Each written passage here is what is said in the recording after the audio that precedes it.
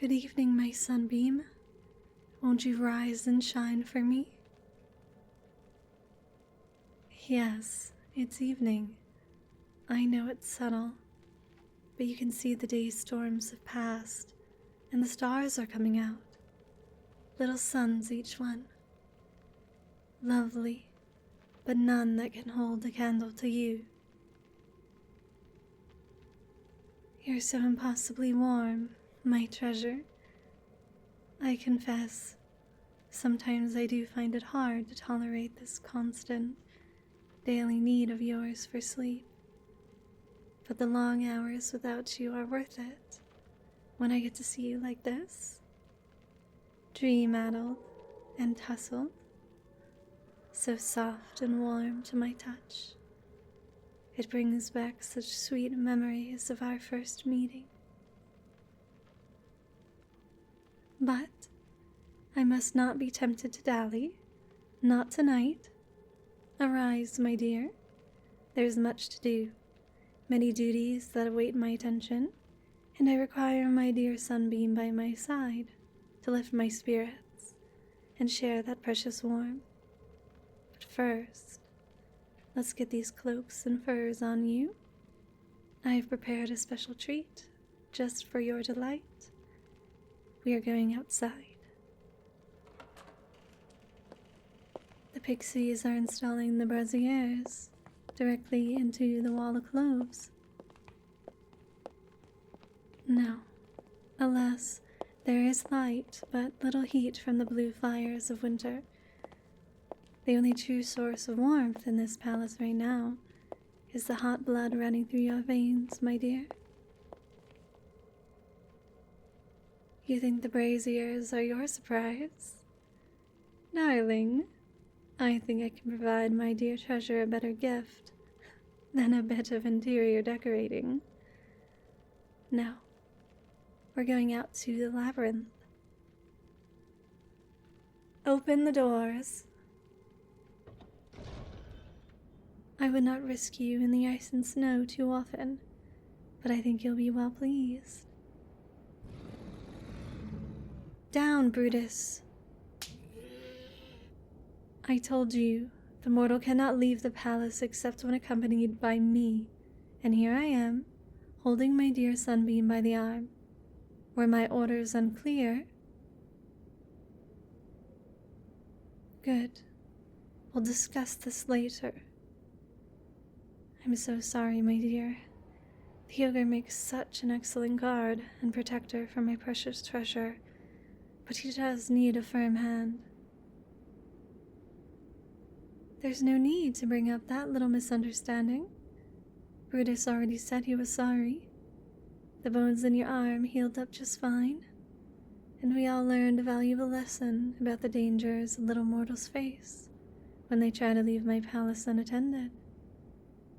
And we've learned our lesson, haven't we? Good. Now, take my arm and let's go. Are you paying close attention to which path we are taking? I tease, my dear. I would never abandon you to the labyrinth's twists and turns. I'll tell you a secret, Sunbeam. There is no solution. These walls of rose, vine, and holly are not just sharp, but clever. Watch this. We walk straight forward. 1, 2, 3, 4. Now turn. That's right. The path we just walked is gone. The labyrinth does not play fair. The very walls move, twisting you around until right is left and north is south.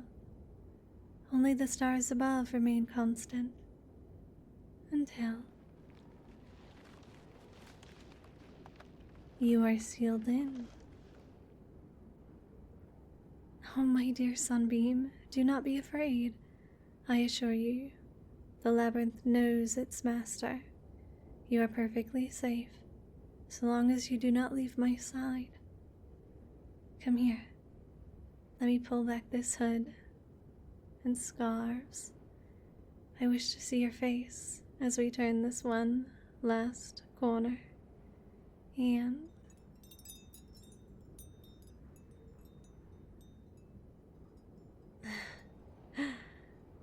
now that is the reaction I had hoped to see. Yes. Yes, it's our grove where we first met. I've had it carved from gemstone and ice, just to please you. Yes. Yes, of course you can step into it. Please, enter. Explore. It is beautiful, is it not? As I've told you, winter has its own luxuries. All of it. I would lay at your feet, my sunbeam, for pleasing me so. I love to watch how your breath floats in the air before you, how your cheek flushes in the cold, how your eyes.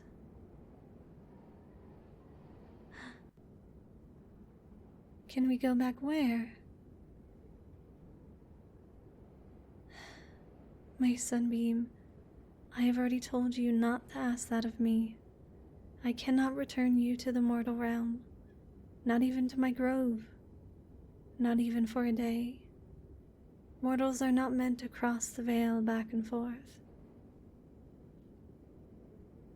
Enough. You've been so good for me recently. Let's not backslide into the sulking or the screaming. Neither of us like the consequences of that behavior. I'd hate to think we might have to revisit.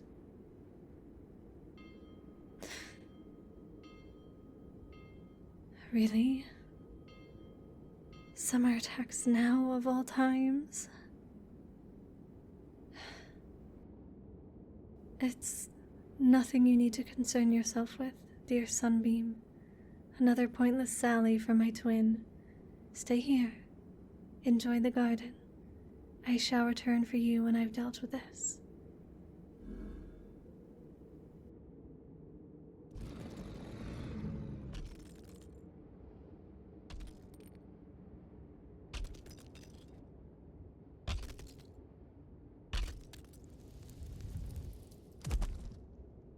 My goodness, that was close, wasn't it? There, mortal. There. I'm so sorry I left you alone and undefended. Yes, of course, I killed that monster. Leave it to me to fail to think through the consequences of even the most basic of my orders and decisions. How incredibly foolish of me. Of course, I am incredibly stupid, as I'm sure you've noticed by now. Come, let me remove you from this ugly sight. Who am I? Why, my dear, I think this cold has addled your wits. It is I, ruler of winter, your host and your beloved.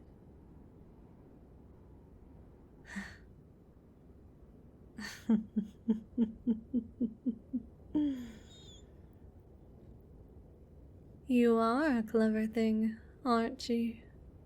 I can see why my twin has grown so very obsessed with you. That's right, mortal. I am Summer, sworn enemy of all of your kingdom and kind. When you put yourself under Winter's authority, child, you became my twin's creature.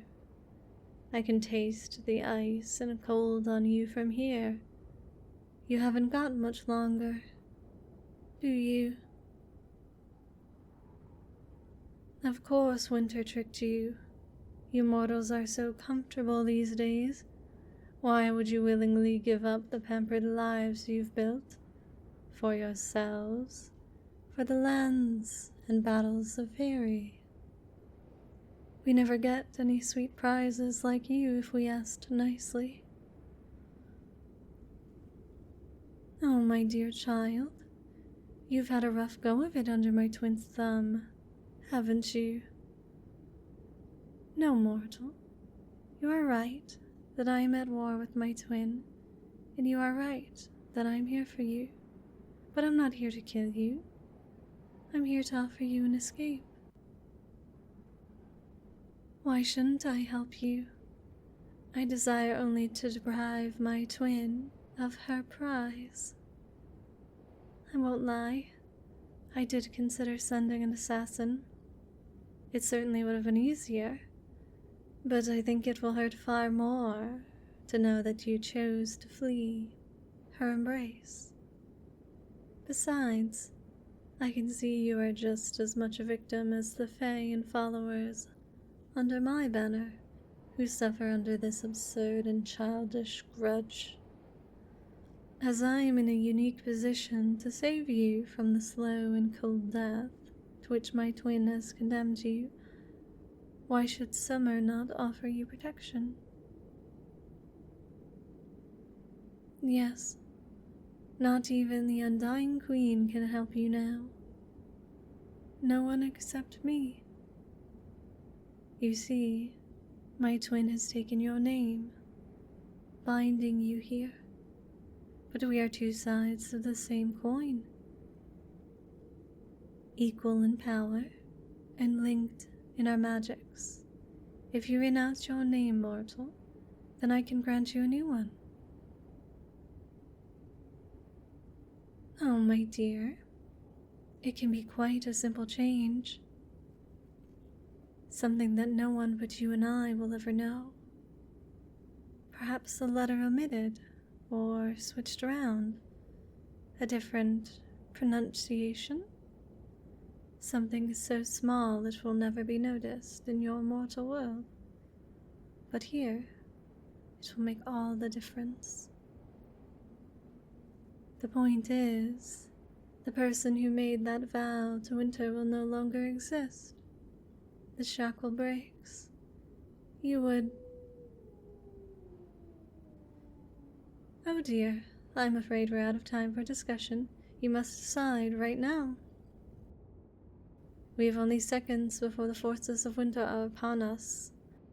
I cannot take you with me while winter still holds you in bondage, and I cannot return to make this offer again. Come with me, or stay and die. Good choice. Kneel.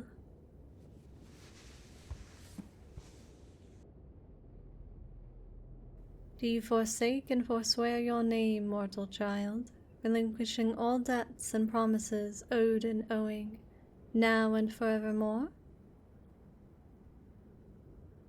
I hold in my hand a new name. Do you accept this gift from summer, with all debts and promises owed and owing, now and forevermore? Sunbeam! Hurry! It is done. We leave. Ah, dear mortal, your feet. Quickly, to the caverns ahead. The earth was not made to hold this much heat. That is better. Let us get these furs and layers off of you before you boil alive. I regret that all the hospitality I have to offer you is that of these crude caves, but we shall do what we can to make you comfortable. Ah, I am sorry my touch feels like burning. It must have been so long since you felt true warmth. You'll forgive me if I do not let go of your arm. You're so deliciously cool, like a little cloud zephyr walking the earth. Yes, look out there and behold my twin's handiwork, holding back the rain and the breeze. Look what my twin has wrought. My lands are become barren desert, the flora nothing but withered branches and dead roots. The fawn on nothing but skeletons picked clean for their moisture, then baked in the sun. I was forced to abandon my own palace to hide in the ground like an animal. My brownies have worked night and day to turn these caverns into something livable, burrowing further every day as the heat seeps deeper and deeper into the earth. What? That's ridiculous that I denied winter the sunlight first. Winter started this. My twin has always been insanely jealous that I was granted the summer lands. This is only the latest offense in this pointless, petty struggle. No matter, dear mortal. Summer shall never bend to winter. It will be winter that blinks first. Especially now that I have my twin's dear pet mortal. Is mine.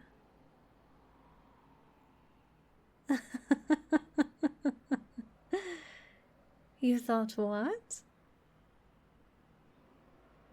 Oh, my dear, why on earth would I let a sweet thing like you slip back to the mortal realm?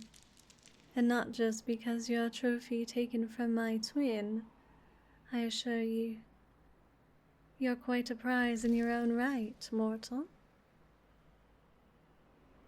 My dear Zephyr, I did exactly what I promised. Are you still freezing to death in winter's grasp? You have escaped. I have broken winter's power over you and saved you from death of ice. Frankly, I think you can stand to show a bit more gratitude. Heat stroke? Oh, little mortal, I take better care of my prizes than that. Fawns, escort this mortal down to the coolest chamber we have.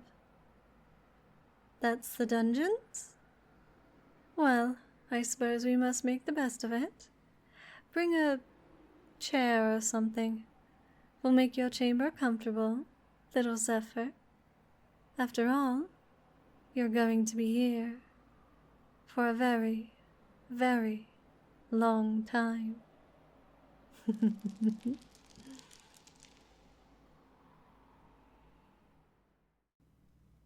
all of my patrons, thank you so much for supporting me. And to my spirit guides, Derp, Wolva, Raptor, and Zoe, thank you so, so, so much.